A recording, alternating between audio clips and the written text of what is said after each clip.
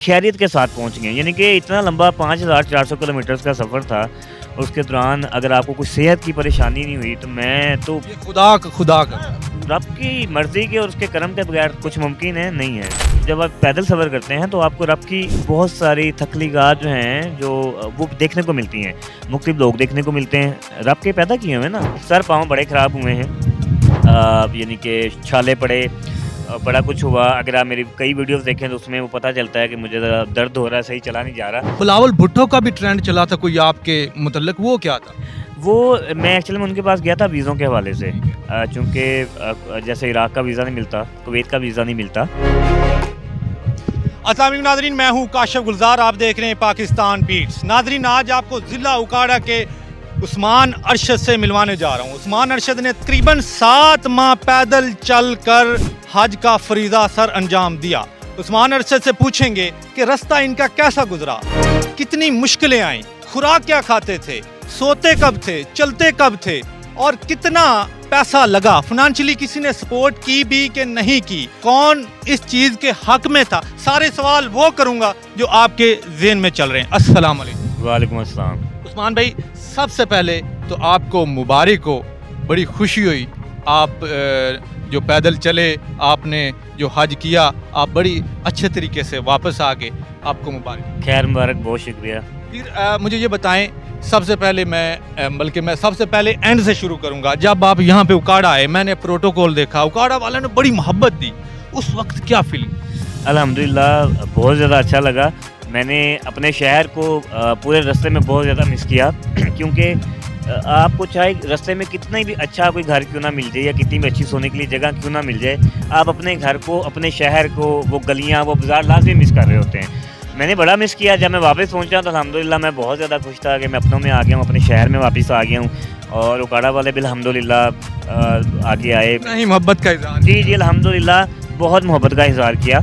कुछ दोस्त पहुँचे, कुछ किसी वजह से नहीं पहुँच सके, कोई मसला नहीं, लेकिन अल्हम्दुलिल्लाह वो मेरे साथ जुड़े रहे। मुझे ऐसा लग रहा था जैसे इमरान खान आ गया हो, कोई पॉलिटिकल लीडर आ गया हो, कसमें वो हार, वो गाड़ियाँ, वो रश, ऐसे लग रहा था कोई जलसा जुलूस, बड़ा प्रोटोकॉल दिया गया उस्मान भाई को। बहरहाल मुझे ये बताएं, जब आपने यहाँ से स्टार्ट किया तो पहले कितना देर चलते रहे, फिर कहाँ रुके, कितने स्टे की? अच्छा, स्टे जो है वो रात को होता था, यानी कि सारा दिन चलना है। चलना क्या 10 घंटे, 11-12 घंटे, यानी डिफरेंट होता था रोज़ाना।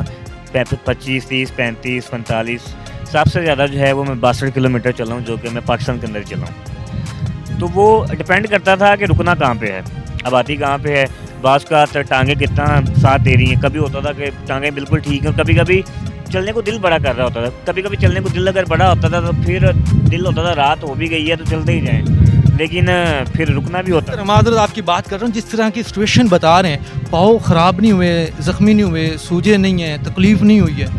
सर पाँव बड़े ख़राब हुए हैं, यानी कि छाले पड़े, बड़ा कुछ हुआ। अगर आप मेरी कई वीडियोस देखें तो उसमें वो पता चलता है कि मुझे ज़रा दर्द हो रहा है, सही चला नहीं जा रहा। लेकिन ये है कि अगर फिर आप हिम्मत हार जाएँ तो फिर सफ़र कैसे पूरा होगा। फिर ये होता था कि स्पीड थोड़ी कम हो जाती थी, स्पीड कम हो गई, सफ़र थोड़ा कम हो गया, लेकिन ये है कि रुकना नहीं है। अच्छा, इस वजह से कोई कमज़ोरी हुई हो? ज़ाहिर बात है, बड़ा मुश्किल काम है पैदल चलना, फिर इतने हज़ारों मील।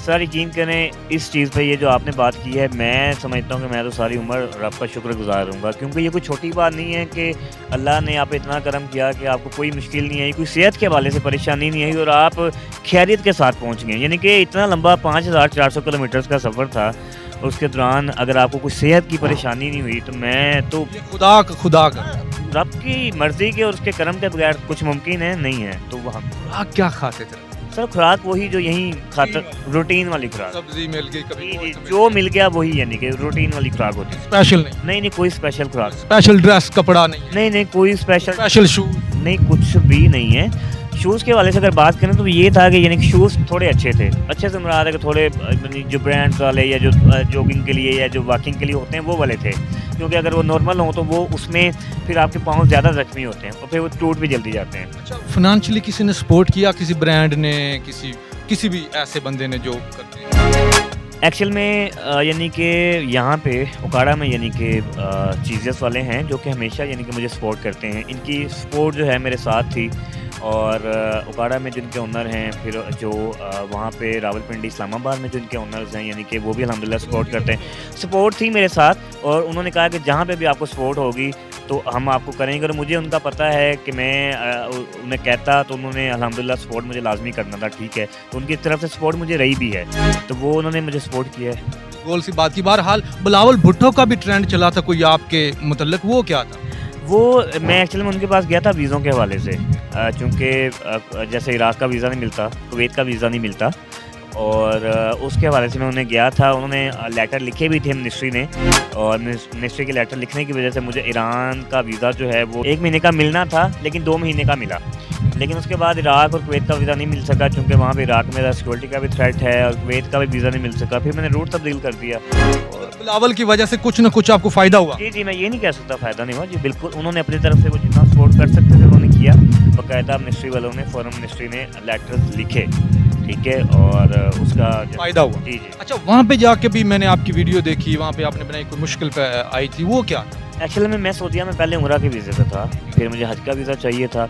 मेरा भी ये था कि मेरे साथ पीछे से मिनिस्ट्री से कोई रब्ता करे, ताकि मैं उन्हें कहूँ कि मैं पैदल आया हूँ और मेरे यहाँ खाने पीने रहने के अपने इंतजाम हैं, तो आप करें ये कि आप मेरे से हज के वीज़े के पैसे लेके यानी कि वो ले लें, मुझे वीज़ा दे दें। तो वो बस रब्ता नहीं हो पा रहा था, लेकिन जब रब्ता हुआ मुझे पता चला जी मुझे सारे पैसे जमा करवाने हैं। तो ये है कि फिर मैंने सारे पैसे जमा करवा दिए और उसके बाद में मुझे हज का वीज़ा मिला और फिर अल्हम्दुलिल्लाह हज किया। आपने हमेशा अपने इस शहर का, उकाड़ा का नाम रोशन किया है। पहले भी कोई लंबा सफ़र किया था आपने पैदल, वो उसका भी थोड़ा सा 2021 में मैंने उकाड़ा से चाइना बॉर्डर तक पूरा अमन पाकिस्तान के लिए पैदल सफ़र किया था, जो कि 34 दिन का सफ़र था। 1270 किलोमीटर मैंने तय किया था। तो उसके बाद फिर मैंने हज का इरादा किया, इस पर होमवर्क किया और ये सफ़र फिर मैं शुरू किया, मुकम्मल किया, अभी यहाँ बैठा हूँ। फिर ये अच्छा इसके पीछे जज्बा क्या था, सोच क्या थी जो आपने?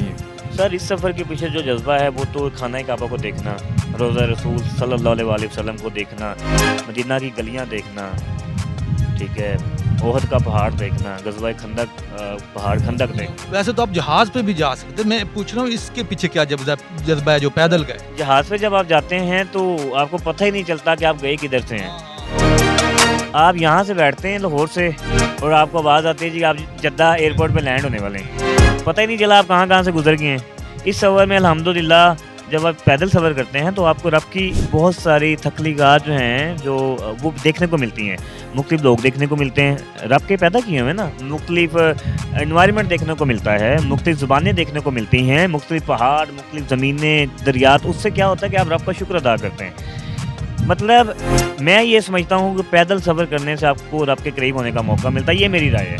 मान भाई, आखिरी सवाल, अब आगे क्या सोचा है? अब कौन सा सफ़र पैदल करने? सर, अभी पैदल सफ़र का कोई इरादा नहीं है, अब फ़िलहाल नहीं, पैदल सफ़र का कोई भी इरादा नहीं है। उसकी वजह ये है कि सर पैदल सफ़र में आपको वीज़ों के बहुत मसाइल दरपेश होते हैं। दूसरा ये है कि उसमें टाइम बड़ा दरकार होता है। अब सारी ज़िंदगी इंसान पैदल नहीं चल सकता, घर बार भी है, अभी तो शादी नहीं हुई, लेकिन शादी होगी फिर आपको पता है फिर बीवी कहाँ जाने देती हैं। तो बहरहाल ये है कि फिर वो जिम्मेदारियाँ भी होती हैं, लेकिन वो इतना मसला नहीं, मेन मसला वीज़ों का ना मिलना है। अच्छा, 2-4 लफ्ज़ों में बताना है आपने कि जो लोग पैदल हज करना चाह रहे हैं उनको क्या मशवरा देंगे, करनी चाहिए कि नहीं? करना चाहिए। आपके पास तकरीबन 20 लाख रुपए होने चाहिए। हज की फ़ीस आप दिए बगैर हज नहीं अदा कर सकते। इस साल 12.25 लाख थी, अगले साल पता नहीं कितनी होगी। उसके अलावा रास्ते में आपको वीज़ों के पैसे, खाने पीने के पैसे, होटलिंग के पैसे मिला मिलू के इतने पैसे होने चाहिए, तकरीबन 20 लाख। तकरीबन 20 लाख आपके पास होना चाहिए अगर आप पैदल हज करना चाहते हैं। मुझे याद है हिस्ट्री अगर आप देखें तो पहले लोग पैदल हज करते थे, जहाज़ नहीं थे। जो उस्मान अरशद साहब हैं उन्होंने वो याद ताज़ा करवा दी। मेरे ख्याल में इन्होंने वो फील किया होगा कि लोग किस तरह पैदल हज करते थे, घोड़ों पे, गधों पे, ऊँटों पे, पैदल वगैरह वगैरह। तो बड़ा अच्छा काम है, नेक काम है। इन्होंने अपना नाम रोशन किया, अपने शहर का नाम रोशन किया और एक फ्रीज़ा भी सर अंजाम दिया। आप लोग भी करना चाहें तो मशवरा दे दिया उस्मान भाई ने, ये ज़रूर करें। अल्लाह।